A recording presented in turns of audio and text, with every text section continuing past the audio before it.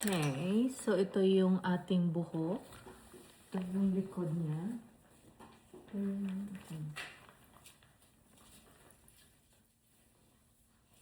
Ang dry ng buhok ko. And super curly. Yeah. Hello, hello! So today, magre-ribbon tayo ng ating buhok. So first, ito yung gagamitin natin.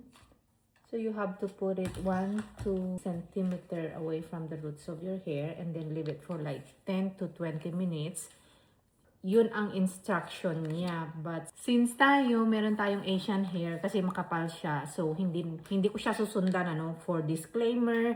So try at your own risk, 'di ba? Huwag niyo kong sisihin ha kasi ito yung nag-work sa akin. Kasi sa iba maaring hindi siya mag-work or baka masunog yung kanilang buhok, kaya be careful sa pagbabad nito sa inyong buhok. So ayan.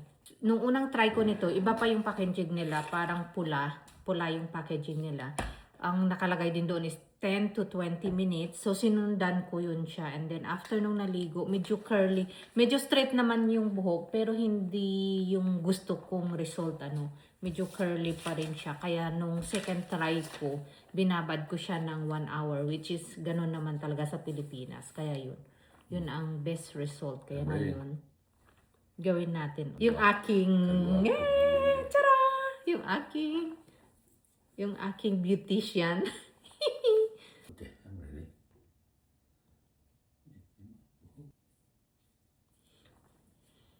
Medyo matapang yung amoy niya. Pero okay lang naman, tolerable.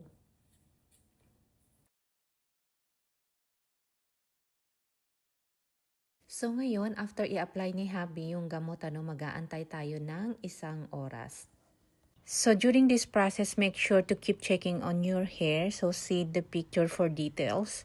So ayan, after 1 hour, babanlawan natin without shampoo, just warm water and then i-hair blower natin siya and then ipa-plant siya. So ayan, habang tayo ay mag-shower, ayun, si Habi naman nagtutupik. So there you go. Binanlawan natin siya, just warm water. Make sure na banlawan ng maayos. So this time, ibo-blower natin siya. So, siya, very soft. Ayan. So, ito na siya, nung nabanlawan natin. So, ayan. Nag-straight naman siya, kaso napansin ko parang dry siya. Yan, yung buhok ko kasi nga. Yan. Yun yung first gamot. Yan. So, ngayon, ang next na gagawin natin ay ipa-plancha natin and then ilagay natin yung number 2 na gamot sa pagpa-straight ng buhok. So, ayan. Time to work at i-plancha. So, dry yung buhok ko. Daming puti. So, ang next gagawin ay ipa-plancha natin yung ating buhok and make sure super straight yung paggawa dito, and then after i-plancha, next is yung crystallizing straight cream for 10 to 15 minutes. Ayan. Pero sa atin, gawin natin 30 minutes. So, ayan.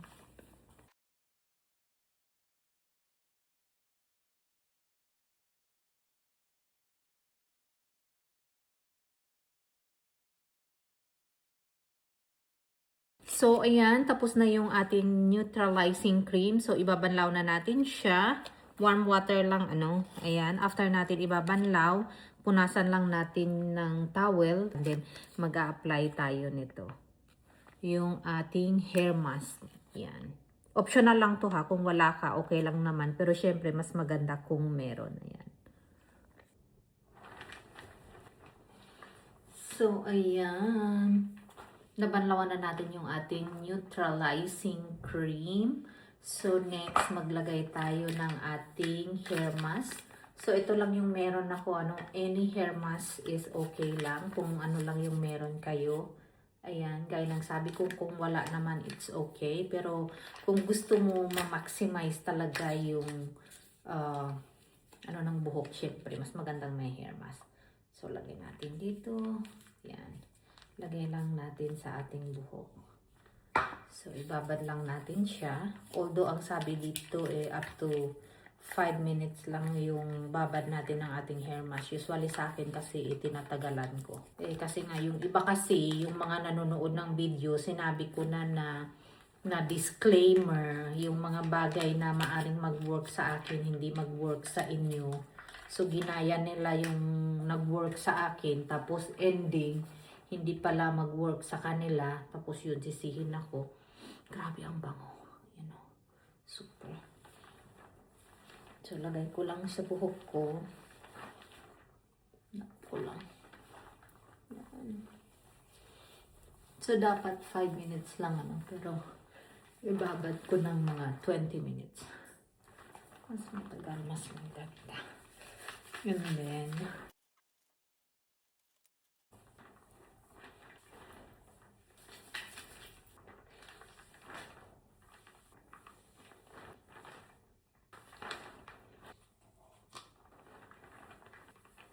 so, ayan. Ito na yung ating hair mask, Tapos na yung time natin. Ngayon, magsa-shower tayo. Bali yun na yung final shower natin for today, After natin mag-shower, i-hair blower natin o hair dry natin and then ipa-plancha. So, yun na yun.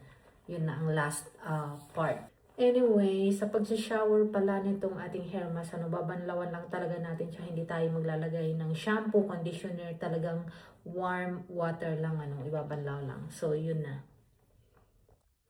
So, ayan, tapos na tayong maligo. Ngayon ay hair dry tayo. Iboblow natin ito and then plancha. So, ayan.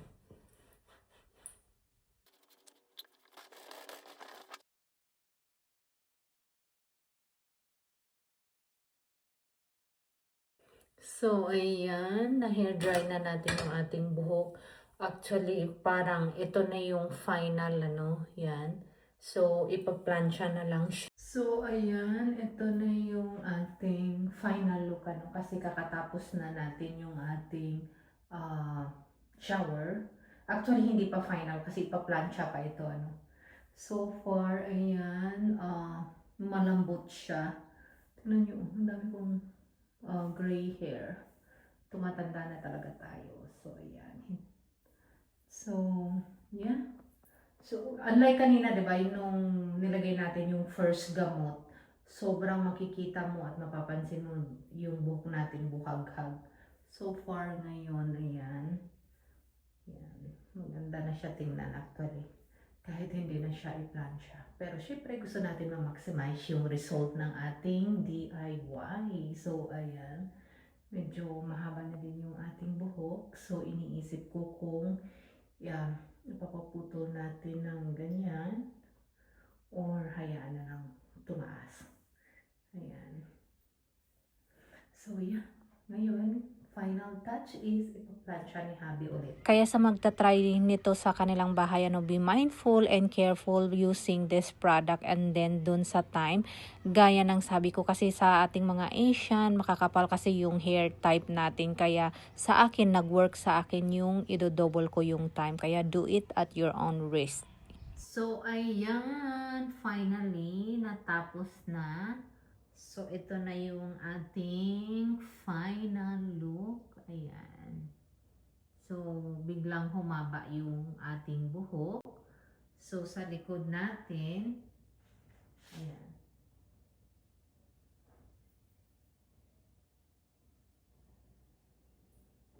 So, medyo fly away konti, dahil nga maiksi yung buhok natin.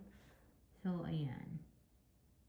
Actually, medyo dry lang konti, which is given doon sa dulo ng buhok. So, kailangan ipatrim natin. So, ayan. So, all in all, okay yung naging result niya. Ayan. So, ibang-iba doon sa previous natin kanina. Nung hindi pa natin na-reban. Kaya, pati yung hugis ng mukha natin parang umiba yung effect. Ayan. So, maliligo tayo in 3 days. And then, mag-update tayo in 3 days, kung ano ang magiging resulta. Kasi, ito, talagang given na straight siya. Kasi nga, pinlansya natin siya, lahat-lahat. Kaya straight talaga siya. So, makikita talaga natin yung talagang result nito pag na-shower na natin siya. Yung after first day ng shower. And then, yung matutuyo lang siya naturally and then hindi mo ipa-plansya, doon natin malalaman yung talagang resulta nito kung ganito pa rin siya. So, ayan, mag-update ako in 3 days after natin mag-shower. So, sa ngayon, ito muna. So, ayan. So far, okay naman siya. Ayan. Parang same lang din sa last time na pag-straight ko. Ayan. Medyo lang yung dulo niya. Dry yung dulo. But overall, okay siya. So, ayan. Excited na ako in 3 days malaman kung ganito pa rin siya. So, ayan. Mag-update ako in 3 days. So, sa ngayon, bye! So, ayan. Today, maliligo tayo. At ito yung ating buhok. Malalaman natin yung result after natin maligo.